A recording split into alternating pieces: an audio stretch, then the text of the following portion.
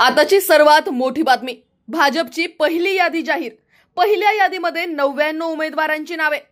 चिंचवड विधानसभा मतदारसंघातून पिंपरी चिंचवड शहराध्यक्ष शंकर जगताप यांचे पहिल्या यादीमध्ये नाव, तर भोसरी विधानसभा मतदारसंघातून आमदार महेश लांडगे यांचेही पहिले यादीमध्ये नाव।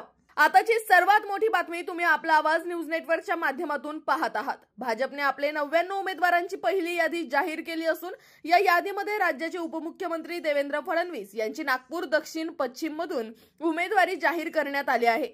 त्याचबरोबर भारतीय जनता पार्टीचे प्रदेशाध्यक्ष चंद्रशेखर बावनकुळे यांचेही या यादीमध्ये नाव असून चिंचवड विधानसभा मतदारसंघातून शंकर शेठ जगताप जे दिवंगत आमदार स्वर्गीय लक्ष्मणभाऊ जगताप यांचे धाकटे बंधू असून त्याचबरोबर आमदार अश्विनीताई जगताप यांचे ते दीर असून पिंपरी चिंचवड शहर भारतीय जनता पार्टीचे अध्यक्ष राहिलेले शंकर जगताप यांचे पहिल्याच यादीमध्ये नाव असल्याने कार्यकर्त्यांमध्ये उत्साहाचं वातावरण आहे।